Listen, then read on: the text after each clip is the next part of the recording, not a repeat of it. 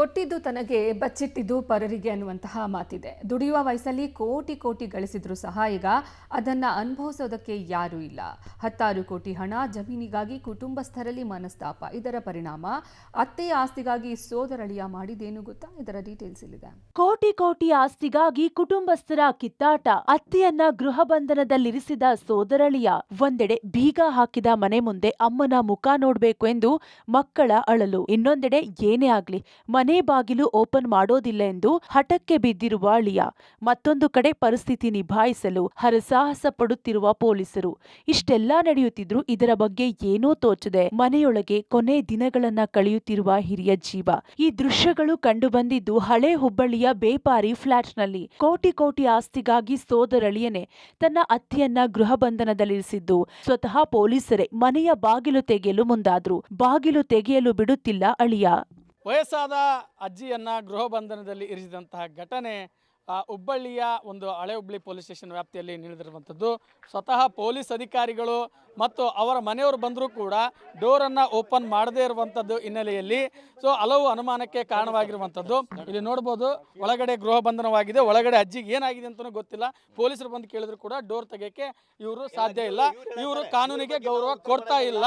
ಹೀಗಾಗಿ ಇಲ್ಲಿ ಅವರ ಒಂದು ಕುಟುಂಬಸ್ಥರಿದ್ದಾರೆ, ಎಲ್ಲರಿದ್ದಾರೆ. ಏಕ್ ಓಪನ್ ಮಾಡಿದ್ದೈತಿ. ಅವ್ರ ಕಡೆ ಏನ್ ಪುರಾವೆ ಐತಿ? ಅವ್ರ ಕಡೆ ಮ್ಯಾಗ ಕೇಸ್ ಐತಿ. ಅವ್ರ ಮ್ಯಾಗ ಕೇಸ್ ಐತಿ. ಸರ್, ಒಳಗಡೆ ಅಜ್ಜಿಗೆ ಗೃಹ ಬಂಧನ 3 ಸಲ ಅವ್ರು ಬೇಕಾದ್ ಹೇಳ್ತಾರೆ. ಅವ್ರ ಕಡೆ ಪುರಾವೆ ಏನೈತಿ? ಗರಬ ಮಾಡಿದ್ದೆ. ಡೋಪ ಓಪನ್ ಮಾಡಿನೋ, ಡೋಪ ಓಪನ್ ಬರ್ಸೇ ಬಂದಿಲ್ಲ. ನಾವು ಎಲ್ಲ 3 ಸಲ ಸ್ಟೇಷನ್ದಾಗ ಒಯ್ದಿವಿ ನಾವು. ಸರ್, 3 ಸಲ ಸ್ಟೇಷನ್ದಾಗ ಒಯ್ದಿವಿ. ಸಾಹೇಬ್ ಉನ್ನತ ಅಧಿಕಾರಿ ತನಿಖೆ ಮಾಡ್ಯಾರ. ಉನ್ನತ ಅಧಿಕಾರಿ ಯಾಕೆ ಓಪನ್ ಮಾಡ್ತಾ? ಅವ್ರಿಗೆ ಏನಾದ್ರು ಯಾರು ಜವಾಬ್ದಾರಿ? ಸಮಸ್ಯೆ ಇಲ್ರಿ. ಅವ್ರನ್ನ ಮಾತಾಡಕ್ಕೆ ನಾ ಕರ್ಕೊಂಡು ಹೋಗಾಕಿ ನಮ್ಮ ತಾಯಿಗೆ ನಾ ಮಗಳ್ರಿ ಅವ್ರದ್ದು ಭಾಳ ನಾನು ಇದು ಮಾಡಿನ ಜತನ ಅವ್ರಿಗೆ ಅದು ಕಿಗ್ಲೆ ಮಾಡ್ಕೊಂಡ್ ಬಂದು ಅದನ್ನ ನಮ್ಗೆ ಇಷ್ಟ ಮಾಡ್ಯಾನ. ಇವ ರೊಕ್ಕ ತಕೊಂಡಾನ 1 ಕೋಟಿ 70 ಲಕ್ಷ ರೊಕ್ಕ ತಕೊಂಡಾನ. ಮತ್ತೆ ನಮ್ಗೆ ರೊಕ್ಕ ಬೇಡ, ನಮ್ಮ ಅಜ್ಜಿ ಬೇಕು. ಇವ ವೀಲ್ ಮಾಡ್ಕೊಂಡಾನ. ತಹಸೀಲ್ದಾರು ನಮ್ ಕೈಯಾಗ ಅದಾನ, ಕಮಿಷನರು ನಮ್ ಕೈಯಾಗ ಅದಾನ. ಎಲ್ಲ ರಿಕಾರ್ಡಿಂಗ್ ಅದಾವು. ಇವು ಎಲ್ಲ ಇಲಾಖೆದವ್ರು ಸಪೋರ್ಟ್ ಮಾಡ್ತಾರ ಅಂತ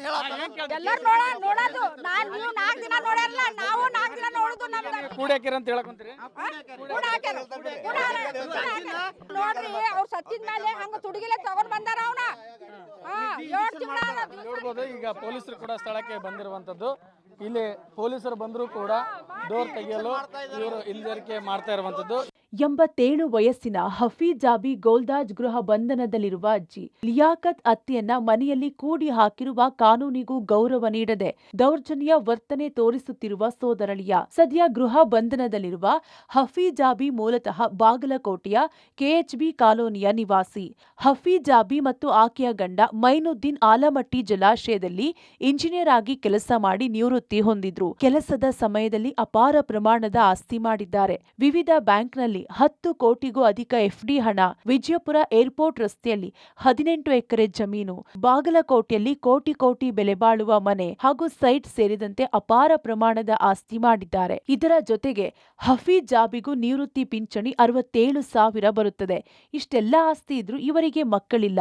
ವಿಪರ್ಯಾಸವಂದ್ರೆ ಮೈನುದ್ದೀನ್ ಕಳೆದ 9 ತಿಂಗಳ ಹಿಂದೆ ಮೃತಪಟ್ಟಿದ್ದಾರೆ. ಈಗ ಇಳಿ ವಯಸ್ಸಿನಲ್ಲಿ ಇರುವ ಹಫೀಜ್ ಜಾಬಿ ಈ ಎಲ್ಲ ಆಸ್ತಿ ಒಡತಿ. ಹೀಗಾಗಿ ಇವರ ಆಸ್ತಿ ಮೇಲೆ ಇವರ ಸಂಬಂಧಿಕರ ಕಣ್ಣು ಬಿದ್ದಿದೆ. ಹೇಗಾದ್ರೂ ಮಾಡಿ ಹಫೀಜಾಬಿ ಆಸ್ತಿ ವಶಕ್ಕೆ ಪಡೆದುಕೊಳ್ಳಲು ಗಂಡನ ಮನೆಯವರು, ತವರು ಮನೆಯವರು ಪ್ಲಾನ್ ಮಾಡುತ್ತಿದ್ದಾರೆಂಬ ಆರೋಪ ಕೇಳಿ ಬಂದಿದೆ. ಇದೇ ಸಮಯದಲ್ಲಿ ಹಫೀಜಾಬಿ ಗಂಡ ಮೃತಪಟ್ಟಾಗ ಸಾಂತ್ವನ ಹೇಳಲು ಬಾಗಲಕೋಟೆಗೆ ಹೋಗಿದ್ದ ಸೋದರಳಿಯ ಲಿಯಾಕತ್ ಗೋಲ್ದಾಜ್ ಹಫೀಜಾಬಿ ಬ್ರೈನ್ ವಾಶ್ ಮಾಡಿ ಹುಬ್ಬಳ್ಳಿಗೆ ಕರೆದುಕೊಂಡು ಬಂದು ತನ್ನ ಮನೆಯಲ್ಲಿಟ್ಟುಕೊಂಡಿದ್ದಾನೆ. ಇದನ್ನ ಕೇಳಲು ಹೋದ್ರೆ ಉಳಿದ ಕುಟುಂಬಸ್ಥರಿಗೆ ಬೆದರಿಕೆ ಹಾಕುತ್ತಿದ್ದು, ಯಾರಿಗೂ ಹಫೀಜಾಬಿ ಮುಖ ಸಹ ತೋರಿಸುತ್ತಿಲ್ಲ ಎನ್ನುವ ಆರೋಪ ಕೇಳಿ ಬಂದಿದೆ. ಒಟ್ನಲ್ಲಿ ಹಣ ಮತ್ತು ಆಸ್ತಿ ಮುಂದೆ ಮಾನವೀಯ ಸಂಬಂಧಕ್ಕೆ ಬೆಲೆ ಇಲ್ಲದಂತಾಗಿದೆ. ಹಣಕ್ಕೆ ಮನುಷ್ಯ ಯಾವ ಮಟ್ಟಕ್ಕಿಳಿಯುತ್ತಾನೆ, ಏನು ಬೇಕಾದ್ರೂ ಮಾಡುತ್ತಾನೆ ಎನ್ನುವುದಕ್ಕೆ ಈ ಸ್ಟೋರಿಯೇ ಸಾಕ್ಷಿ. Sunil Patil, public TV, Hubballi.